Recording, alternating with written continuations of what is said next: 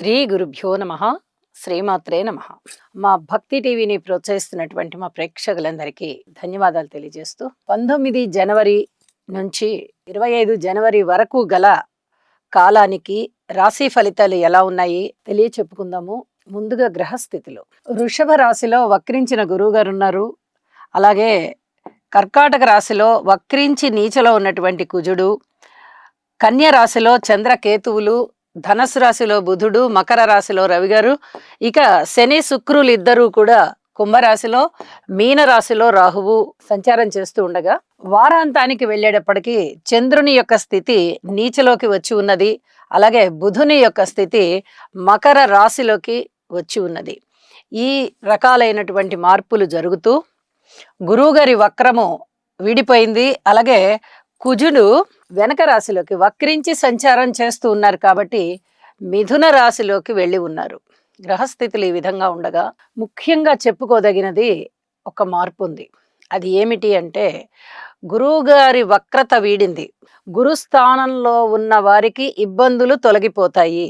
ఇది చాలా చాలా చెప్పదగినటువంటి ముఖ్య సూచన. వారు ఏ రంగానికి సంబంధించిన వారైనా కావచ్చు, గురుస్థానంలో ఉన్నవారు టీం లీడర్స్ దగ్గర నుంచి, ఉపాధ్యాయుల దగ్గర నుంచి, మఠాధిపతులు పీఠాధిపతులు దగ్గర నుంచి, సమాజానికి హితవు బోధించే వారి దగ్గర నుంచి, మంచి మంచి ఉపన్యాసకులు ఉన్నారు కదా మనకి చాలా మంది, అలాంటి వారికి సంబంధించి ఇలాగా ఏ రంగంలో అయినా సరే ఒక గురుస్థానంలో ఉన్న వారికి మంచి రోజులు అని చెప్పచ్చు.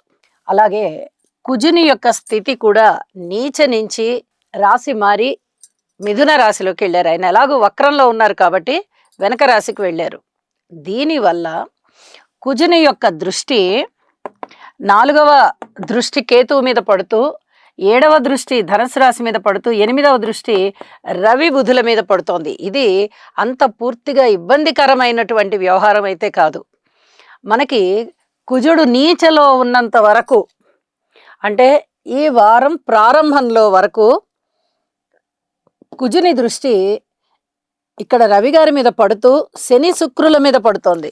ఎప్పుడైతే శని గారి మీద పడుతోందో, శుక్రుడు అంటే ఒక నెల రోజుల సంచారమే కాబట్టి ఏమీ ఇబ్బంది ఉండదు అని నేను చెప్పను. ఇబ్బంది ఉన్నప్పటికీ ఒక నెల రోజుల కాలమే కాబట్టి త్వరగా ఇబ్బందికరమైన పరిస్థితులని అధిగమించడానికి సమయం సరిపోతుంది. కానీ శనిగారు అలా కాదు.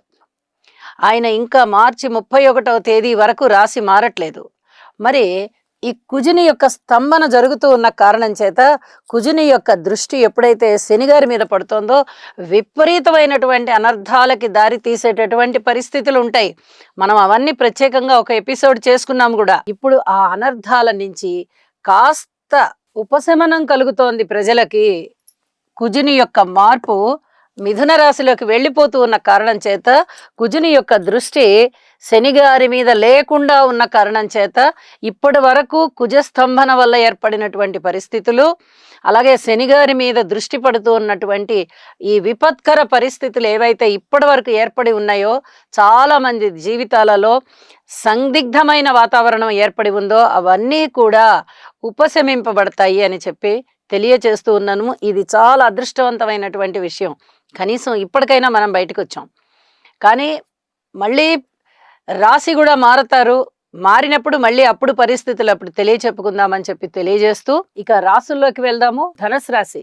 ధనుసు రాశి వారికి ఈ వారం రోజుల కాలంలో గ్రహస్థితులను పరిశీలించగా 3వ స్థానంలో శనిగారు బాగున్నారు. అలాగే 10వ స్థానంలో చంద్రుడు బాగున్నారు. మీ సంకల్ప బలం సిద్ధిస్తుంది. ఉద్యోగ రీత్యా అనుకూలమైనటువంటి వాతావరణం వస్తుంది. ముఖ్యంగా జీవనం బాగుంటుంది. అది వ్యాపారం అవనివ్వండి, వృత్తి అవనివ్వండి, ఏ రూపకంగా అయినా మీకు ధన ఆదాయం బాగుంది. కుటుంబంలో అనేక రకాలుగా సమిష్టి కృషి కానీ ఐకమత్యం కానీ బాగుంది. ఇక మిగతా అన్ని విషయాలలోనూ జాగ్రత్తగా ఉండాలి. ఇది చాలా చాలా చెప్పదగినటువంటి సూచన. ఏదైనా నింద పడేటటువంటి అవకాశం కనిపిస్తోంది. నింద లేకుండా ఉండాలి అంటే యోగా చెయ్యండి. మంచి సంయమనం వస్తుంది. గుండె ధైర్యం పెరుగుతుంది.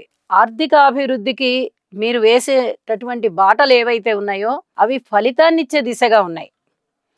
అంటే మీ కృషి ఫలించే దిశగా ఉంది. మీ గుండె ధైర్యం పెరుగుతోంది.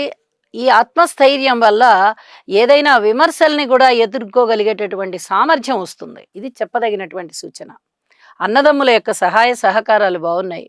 అయితే మాతృవర్గ రీత్యా అంత పూర్తిగా అనుకూలతలు లేవు, సంతాన రీత్యా అనుకూలతలు లేవు, భార్యాభర్తల మధ్య ఐకమత్యం విషయంలో కూడా అనుకూలతలు లేవు, పబ్లిక్ రిలేషన్స్ విషయంలో కూడా అధిక జాగ్రత్తలు తీసుకోవాల్సిన పరిస్థితి, రాజకీయంగా కూడా అలాగే ఉంది. ప్రయాణాల విషయంలో ఇప్పటి వరకు చాలా జాగ్రత్తలు చెబుతూ వచ్చాను. ఈ జాగ్రత్తలు ఇప్పుడు కూడా అలాగే పాటించండి. అలాగే పితృవర్గ రీత్యా పూర్తి ఐకమత్యం దొరుకుతోంది. ఇప్పటి వరకు మీకు అంతగా లేదు, ఇప్పుడు నుంచి కొంచెం పర్వాలేదు, బాగానే ఉందనిపిస్తోంది. ఉద్యోగ రీత్యా సంతృప్తికరమైన జీవితం ఉంటుంది. ఇక లాభం గురించిన ఆలోచనలని కొన్నాళ్ళు మర్చిపోండి. మనకి ఏదైనా లాభం కలుగుతుందా అంటే మీరు చేసేటటువంటి యోగా కానీ, మీరు చేసేటటువంటి ఈ జపాలు తపాలు హోమాలు లేదా నామస్మరణలు ఇలాంటివి ఏమన్నా ఉన్నట్టయితే వాటి వల్ల ఖచ్చితంగా మానసికమైన స్థైర్యం పెరుగుతుంది, మానసిక శాంతి పెరుగుతుంది. ఇది చాలా చాలా చెప్పదగినటువంటి సూచన అని చెప్పి తెలియజేస్తున్నాను. ఇక సప్తమంలోకి వచ్చిన కుజుని వల్ల కానీ, వ్యయస్థానంలోకి వచ్చినటువంటి చంద్రుని వల్ల కానీ అంతగా అనుకూలతలు లేవు. అయితే ద్వితీయ స్థానంలోకి సంచారం వచ్చినటువంటి బుధ గ్రహం వల్ల మీకు చాలా చాలా అనుకూలతలు ఉన్నాయి. కొంచెం తెలివితేటలు పెరుగుతున్నాయి.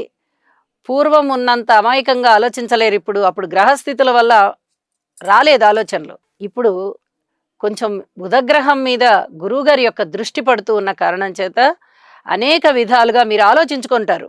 ఈ విషయంలో నేను ఇంకా పూర్వంలాగా ఆలోచించకూడదు అని కొంచెం అభివృద్ధి మార్గాల్లోకి ఆలోచిస్తారు. మన ఏమిటి, ఇప్పుడు కావాల్సింది ఏమిటి అనేటటువంటి ఆలోచనలు వస్తాయి. దానివల్ల కుటుంబం బాగుంటారు ముఖ్యంగా అని చెప్పి తెలియజేస్తూ, ఆర్థిక పరమైనటువంటి ఉన్నతి కూడా ఉంది అని చెప్పి తెలియజేస్తూ శుభం. శని గ్రహం యొక్క అనుకూలత కొరకు నీలాంజన సమాభాసం రవిపుత్రం యమాగ్రజం ఛాయామార్తాండ సంభూతం తం నమామి శనైశ్చరం. ఓం క్రాం క్రీం క్రౌం సహ శనయే నమః. చంద్రగ్రహ అనుకూలత కొరకు దధిశంక తుషారాభం క్షీరోదార్ణవ సముద్భవం నమామి శశినం సోమం శంభోర్మకుటభూషణం. ఓం శ్రాం శ్రీం శ్రౌం సహ చంద్రాయ నమః.